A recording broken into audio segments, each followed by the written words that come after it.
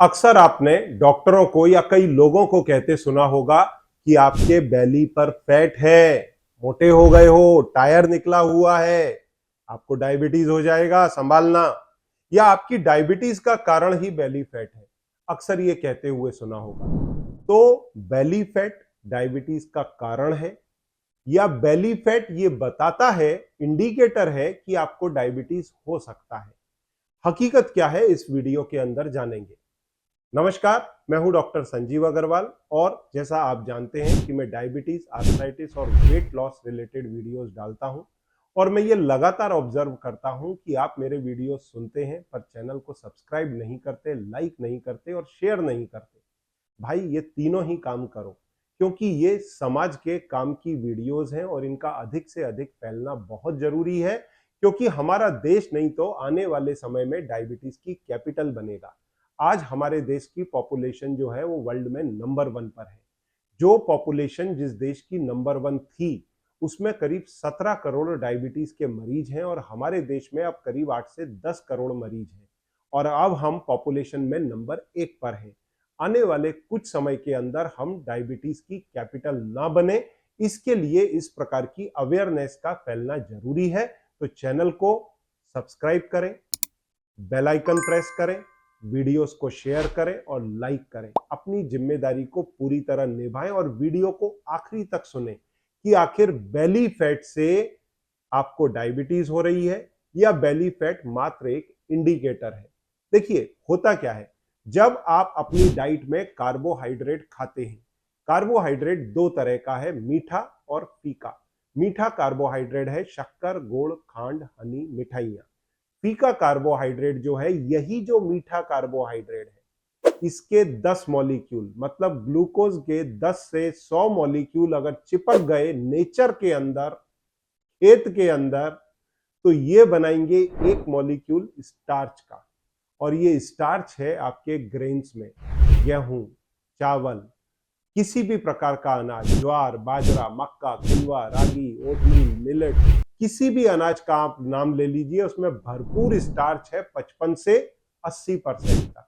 तो ये स्टार्च जैसे ही पेट में जाता है, टूटता है उसका बॉन्ड, या तो जीभ के एमाइलेज से या पेनक्रियाज या पेट के एमाइलेज से, जो एक एंजाइम है, और ग्लूकोज बन जाता है। अब ये 10 और 100 मुंह वाला वो रावण है ग्लूकोज, ये आपके जब ब्लड शुगर में एंट्री करता है तो वहां जब ये पेनक्रियाज में पहुंचता है तो उसको स्टिमुलेट करता है एक हार्मोन निकालने के लिए जिसका नाम है इंसुलिन। ये इंसुलिन हार्मोन इस ग्लूकोज को खून की नली से सेल के अंदर डालता है, जहां ये जल करके एनर्जी देता है। अब जो एक्स्ट्रा ग्लूकोज बच जाता है सेल के पास में, वो या तो ग्लाइकोजन के रूप में स्टोर होता है, जिसके स्टॉक्स मात्र 500 ग्राम तक हैं हमारे शरीर में।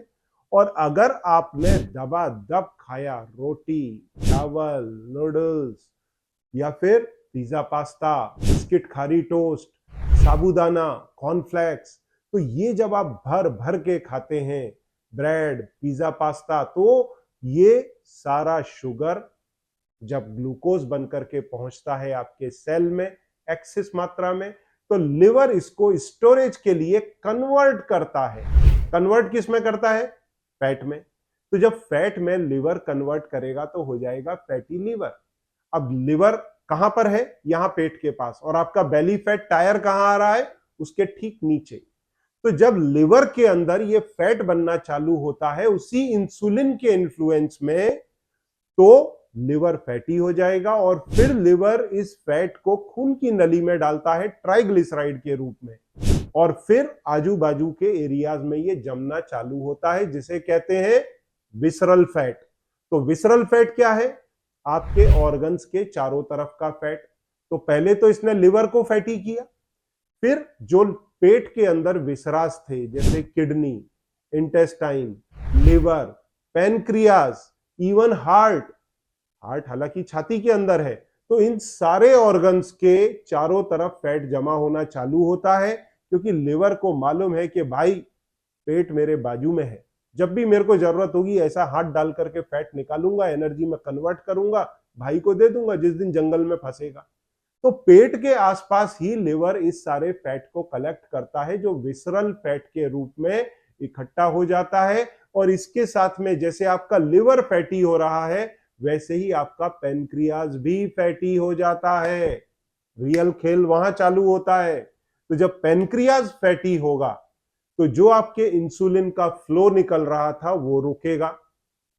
तो आपका टायर अगर निकला हुआ है और आपको फैटी पेनक्रियाज फैटी लीवर के साथ हो गया है तो ये कारण बनेगा आपकी डायबिटीज का। क्योंकि अब अगर इंसुलिन कम बनेगा तो आपके खून में शक्कर बढ़ने लगेगी, क्योंकि ये इंसुलिन उस ग्लूकोज को सेल के अंदर नहीं डाल पाएगा जहां पर इसका इस्तेमाल हो सके या ये फैट में कन्वर्ट हो सके। तो जब ये खून में पड़ा रहेगा आप डायबिटिक हो जाएंगे। तो जब आपको डॉक्टर या लोग बोलते हैं कि भाई आपके टायर निकला हुआ है, ये कारण है आपकी डायबिटीज का, तो पार्शियली सच है। अगर पेनक्रियाज फैटी हो गया तो this is a reason of your diabetes. Second, जब आपके शरीर में इंसुलिन की मात्रा बढ़ती है, क्योंकि जब ग्लूकोज बड़ी मात्रा में सेल के अंदर जाएगा तो सेल रजिस्ट करेगी उस ग्लूकोज को अंदर लेने से। ऐसे में आपका पेनक्रियाज बड़ी मात्रा में इंसुलिन बनाता है और इस इंसुलिन के प्रति रेजिस्टेंस डे बाय डे बढ़ता चला जाता है, 2 साल, 5 साल, 10 साल, 15 साल में। तो इसे कहते हैं इंसुलिन रेजिस्टेंस। तो इंसुलिन रेजिस्टेंस इतना बढ़ जाता है कि आपका पेनक्रियाज उतना इंसुलिन बना नहीं पाता और फिर आपकी ब्लड शुगर बढ़ने लगती है, तो आप डायबिटिक हो जाते हैं। तो मूल वजह क्या बनी? Insulin resistance. तो इंसुलिन रेजिस्टेंस आपके डायबिटीज की मुख्य वजह है, खासकर से टाइप 2 डायबिटीज की। टाइप 1 डायबिटीज में तो इंसुलिन बनता ही नहीं है, तो वो तो कारण ही अलग हो गया, पर वो 10% लोगों में। तो 90% लोगों में क्या है? Type 2 diabetes. और उसकी मुख्य वजह क्या है? Insulin resistance.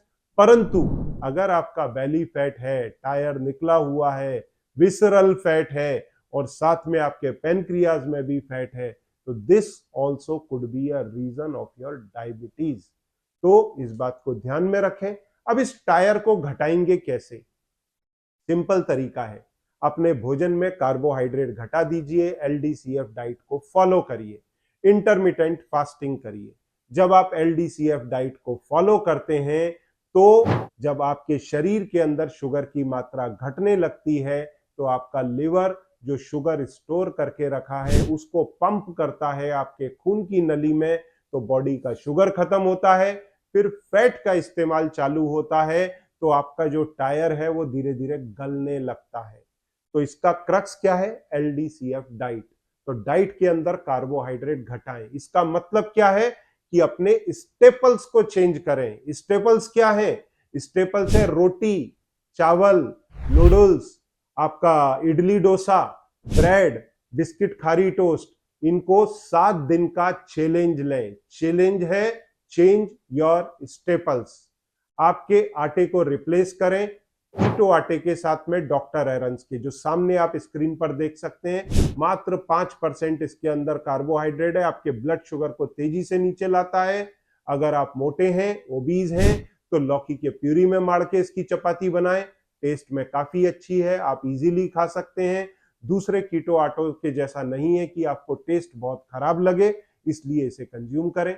7 दिन में करके देखें आप। और दूसरा, अगर आप राइस खाते हैं तो, या फिर आप पोहा खाते हैं, नूडल्स खाते हैं, तो आप शीराताकी राइस और शीराताकी नूडल्स, इसके माध्यम से, शीराताकी पोहे के माध्यम से आप अपने स्टेपल्स को चेंज करें और 7 दिन के अंदर बेनिफिट देखें और एलडीसीएफ डाइट का हिस्सा बने। अपने पेट के टायर को आप इफेक्टिवली घटा सकते हैं।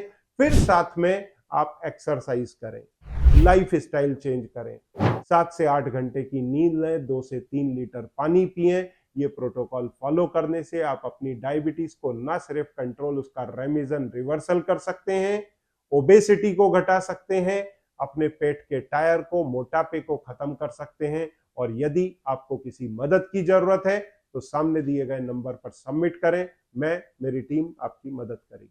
Thank you very much. क्या होगा अगर आपके इंसुलिन और डायबिटीज की दवाइयां पूरी तरह बंद हो जाएं और आपकी जो ब्लड शुगर 300 और 400 आती है वो 125 के अंदर आने लगे? कुछ ऐसा ही किया है डायबिटीज हॉलीडे से जुड़ करके शंकर जी ने।